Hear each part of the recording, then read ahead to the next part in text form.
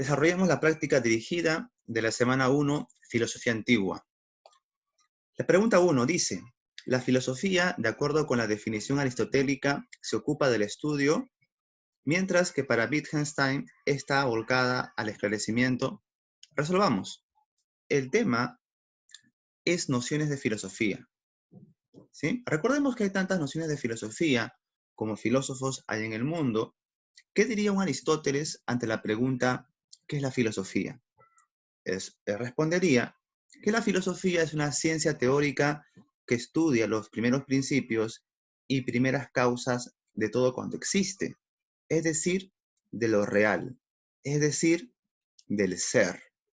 Para Aristóteles, la realidad debe ser explicada a partir de los conceptos de materia y forma, ya que para él las cosas o sustancias están compuestas de materia y forma.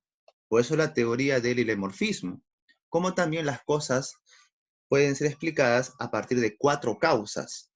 También lo real se explica a partir del primer motor inmóvil, ¿no? Que impulsa el movimiento de todo cuanto existe.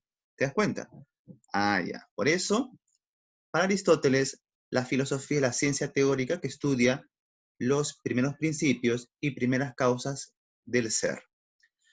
Mientras Wittgenstein, en el siglo XX, ¿no?, filósofo analítico, nos dirá que la filosofía no es una actividad, no es, una ciencia, una doctrina, sino es un método, es decir, una actividad que nos permite esclarecer el lenguaje. De esa manera, Ludwig Wittgenstein va a diferenciar, mira, los enunciados de la ciencia, que son verificables, ya que se refieren a hechos reales, de ahí que pueden ser verdaderos o falsos, como este enunciado, y los enunciados de la metafísica, que no se refieren a hechos reales, y por eso no son ni verdaderos ni falsos. Por ejemplo, estos filosofemas, el alma es inmortal o la nada nadea, es una tesis de la corriente existencialista, ¿no? Estas tesis, estos enunciados, no se refieren a hechos reales, ¿sí? No pueden ser verificables. Entonces, Wittgenstein plantea que la filosofía es un método lógico para poder diferenciar los enunciados con sentido, o sea, los científicos, y los enunciados sin sentido, o sea, los metafísicos. De esa manera, esclarecemos el pensamiento, el lenguaje, y podemos diferenciar qué es ciencia y aceptarla, y qué es metafísica y rechazarla. Muy bien. De esa manera, nuestra respuesta sería la D. La D. Vamos con la pregunta número 2. Dice, señale los enunciados correctos acerca de los filósofos presocráticos. La pregunta 2 hace alusión al tema del periodo cosmológico, ¿no? Los presocráticos. Claro. ¿Qué dice el enunciado 1?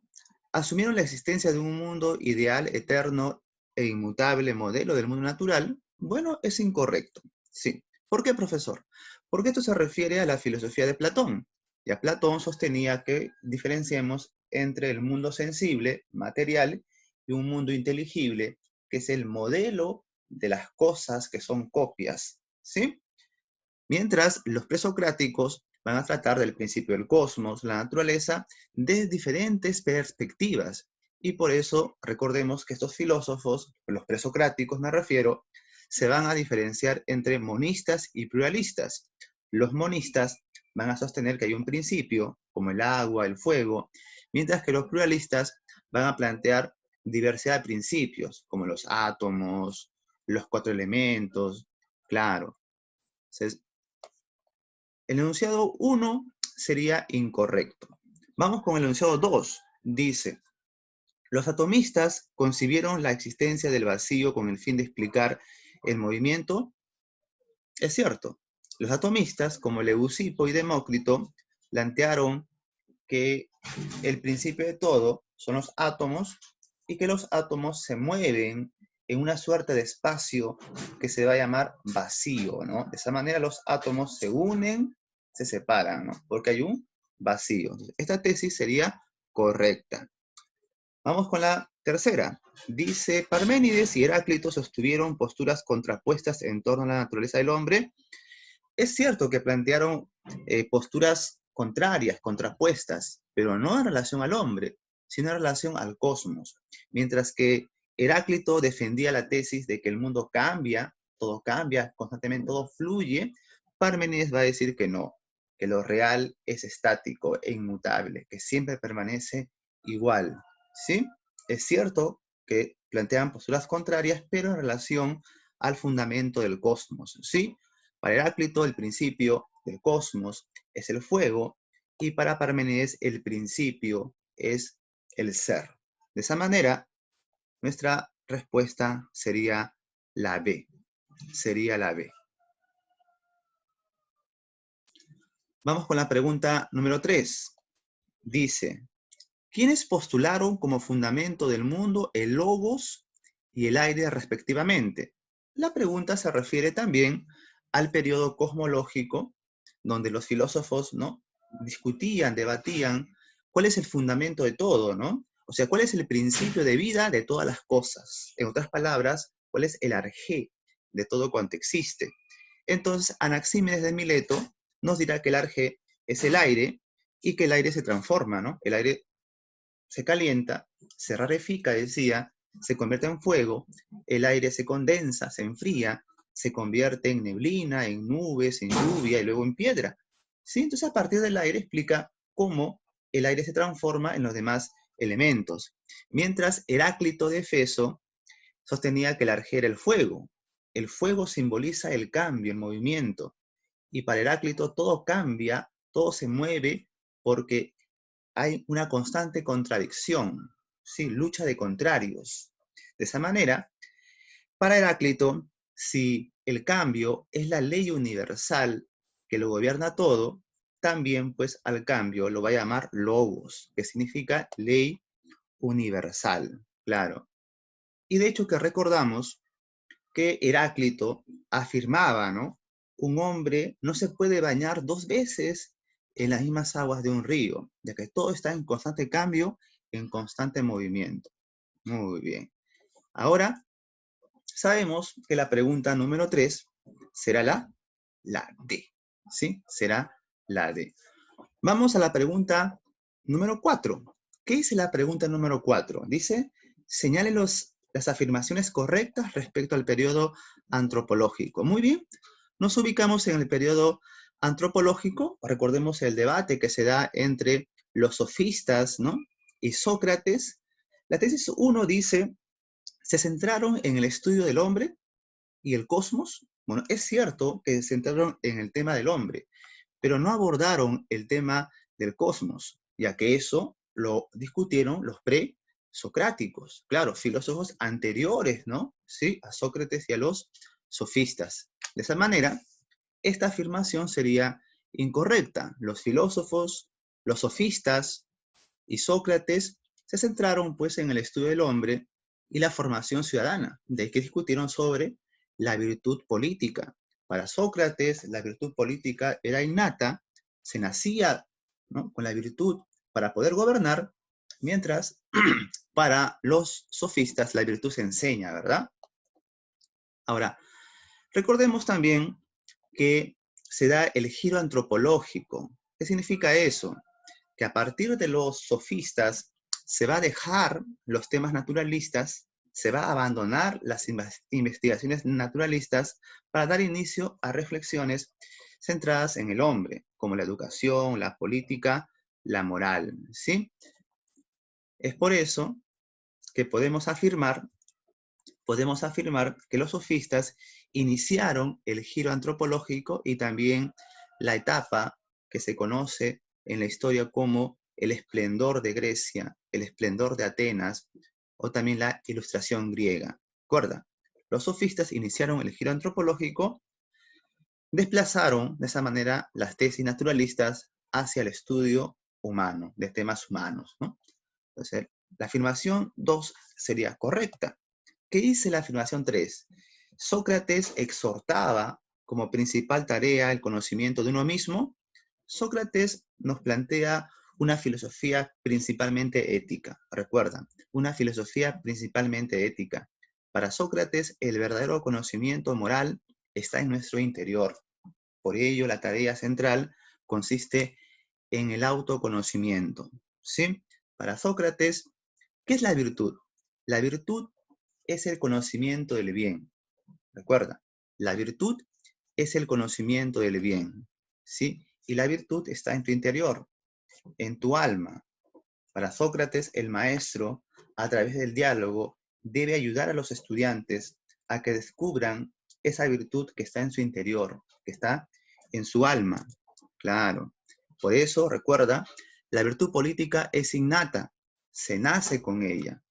Y esa verdad, ese conocimiento, ¿sí? Esas definiciones universales permiten que tú puedas orientarte en la vida moral.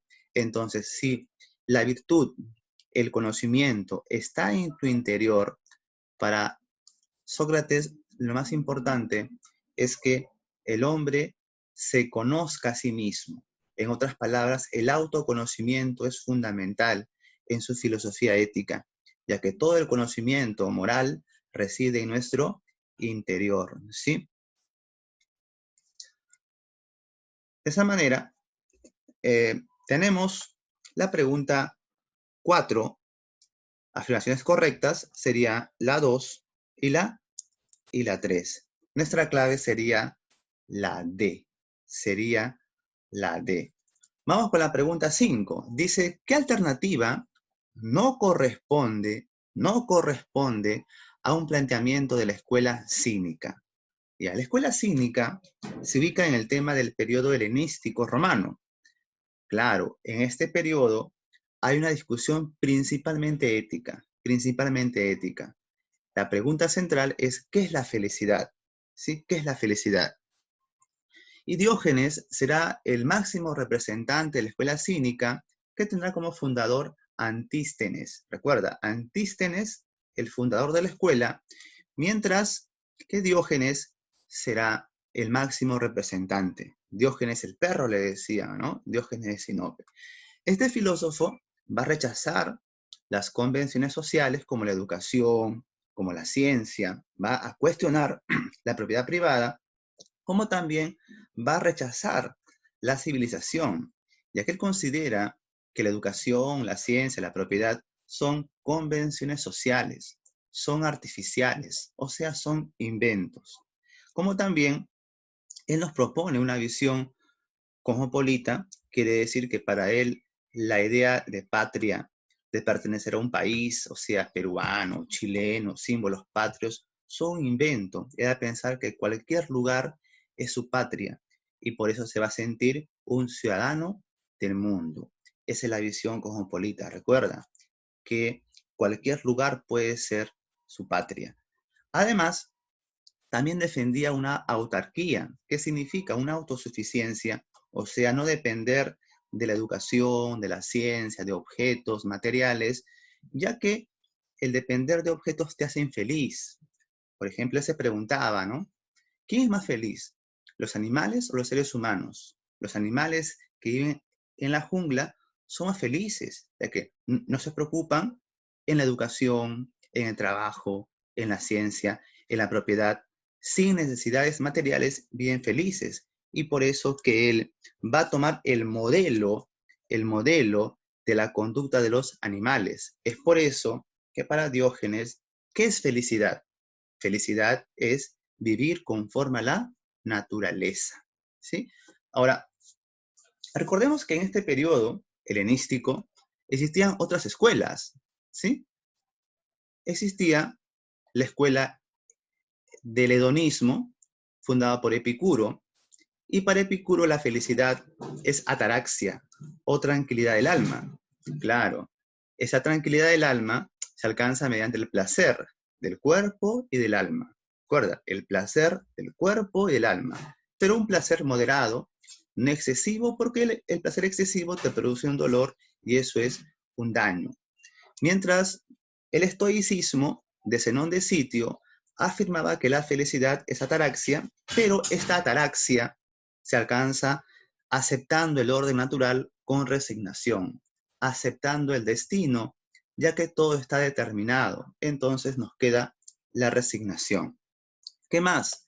El escepticismo de Pirrón de Elis afirmaba también que la felicidad es ataraxia, pero esta felicidad, que es ataraxia, se alcanza mediante la epogé, la suspensión del juicio y también la indiferencia ante las cosas, ya que no las podemos conocer.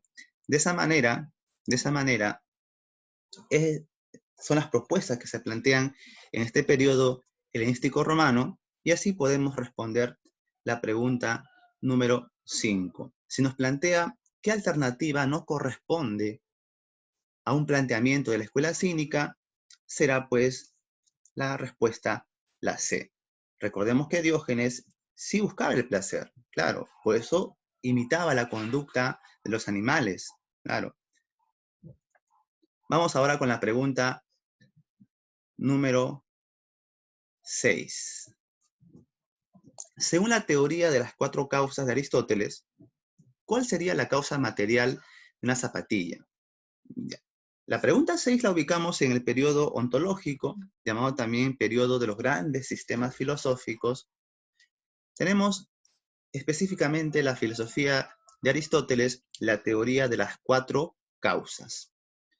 Aristóteles nos habla de la sustancia. Lo real es la sustancia, o sea, las cosas, ¿sí? Como una zapatilla, ¿sí? Ahora, las cosas o sustancias como la zapatilla están compuestas de materia y forma. Entonces, la causa material en la zapatilla sería el cuero. La causa formal, el diseño de zapatilla. Estas son causas internas que se encuentran en las cosas mismas, ¿no? Causas internas. Pero existen causas externas, claro. Por ejemplo, el zapatero. El zapatero es aquel que coge el cuero, ¿sí? Toma un diseño y fabrica una zapatilla. Causa eficiente, la causa que transforma, que convierte el cuero en una zapatilla. ¿Te das cuenta? Ahora, otra, la causa final. La causa final es el objetivo, la finalidad para la cual está hecha la zapatilla, ¿no? Para caminar, ¿sí? Causa final es el objetivo, la finalidad. De esa manera, estas 4 causas nos permiten explicar el objeto, ¿sí? La sustancia. De esa manera, ante la pregunta 6, tenemos como respuesta, ¿sí? La B, ¿no? La causa material sería el cuero. La clave es la B. Ahora, veamos la práctica domiciliaria. Tenemos por acá ya la respuesta, ¿sí? La 1 es casita, la 2 es la E, la 3 la A, 4 casa, la 5 la B y la 6 la E. Sería todo. Muchas gracias.